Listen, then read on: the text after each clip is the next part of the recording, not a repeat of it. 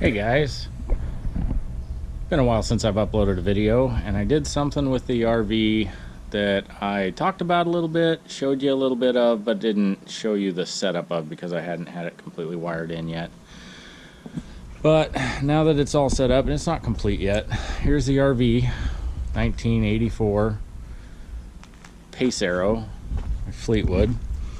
And if you remember from a previous video, here's the generator that I installed and the tri-fuel system on. Oh, actually, the system I installed is only a dual fuel system. It's natural gas or propane.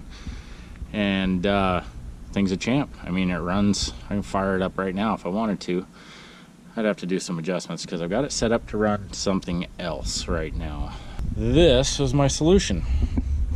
Right here I got a Pulsar 2000 IS. It's a what do you call it, inverter, and it puts out pure sine wave. To be able to use this on propane, I had to modify this, and so I'll talk about that a little bit right now. I had to install this switch right here, and what you're seeing there is just a ground. Basically, it grounds the on-off switch, which is normally connected to these. So if you're going to do this for yourself, you have to get inside here, clip the wires off of that, and run it to a switch and cut it in, put it in yourself, or hang it on the outside. I've seen them mounted elsewhere, but this body is so tight against the motor and the components, there really isn't anywhere to put it. So I put it here. It took a little bit of work, but it was worth it because now it's protected by the lip and it's all part of the unit, and I don't bump it or whatever. So this hose coming out of here is the propane line that I installed from US Carburetor. They sell an entire kit that includes the valve and the hoses and adapters and all that. But this adapter, I just bought the adapter itself with the included hose. That's it, that's all. It's the only thing I had that I needed because I have everything else here on the generator out here already, and so it's adjustable.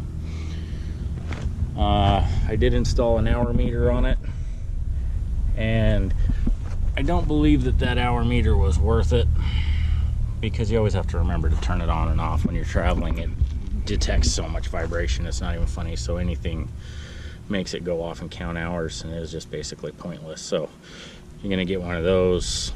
I'd get one that wires into the voltage on, so that that wires into the 12 volt DC output, so that it only shows you when the inverter is running versus just by sensing vibration.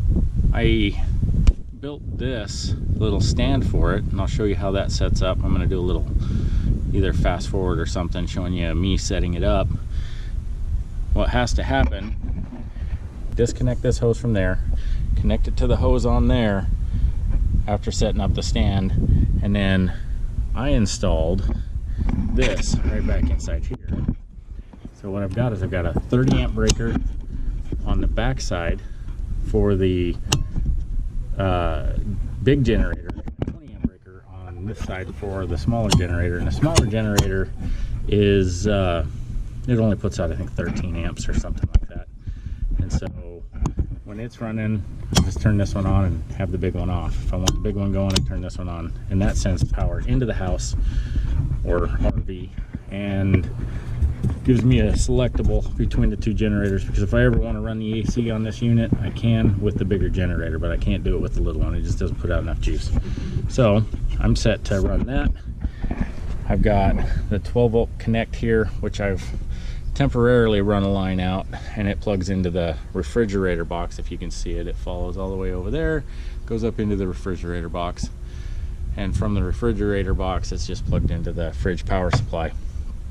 And that's disconnectable just inside the box there, so that I can take it on and off as I please until I get a chance to run 12 volt out here to the unit itself, and then I can just plug and unplug. So right now it's set up to run the big generator. The supply that comes off of the big generator that normally powers the fuel pump instead turns this switch on so the propane can come out, and that's what switches between here and there. Now if I flip this switch that I've got up inside here, let's see if I can see it. There we go. So if I, center is off, down is fuel, up is propane. And I had those marked back in there, but it looks like it's all faded off. I mean, it's been 2 years since I installed this thing. I just know how it runs. So my on-off switch, a lot of dust from our last trip coming out of there. My on-off switch went bad on me. I had to replace it, and one of these fuse holders broke, so I had to replace that. So to feed the little generator, all I do, and this is just a blank, I know you can see it, I just can't see it on screen. This is just a blank power outlet, and I just put it in there so I have a place to put these plugs that plug into the little generator, and so they can hang while I'm traveling.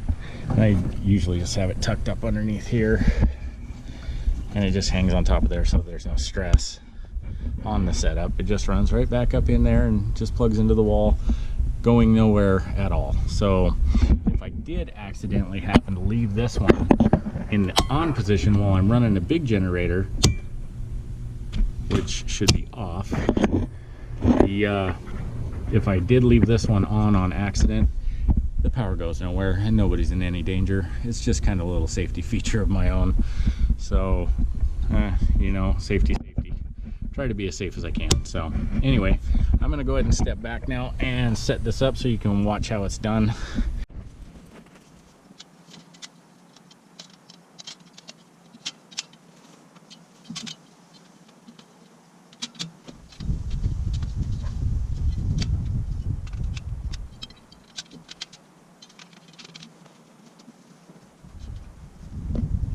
Right here's some plug that needs to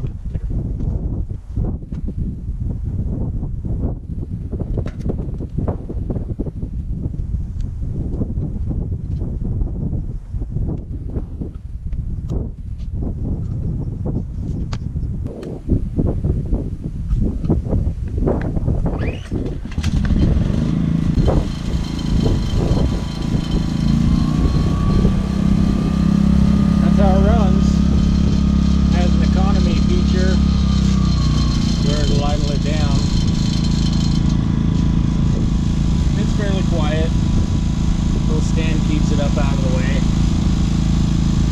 And then normally, just use this little prop rod, like so. Keeps it out of the rain if it happens to be raining, since how it's not underneath the awning. And setup is just minutes.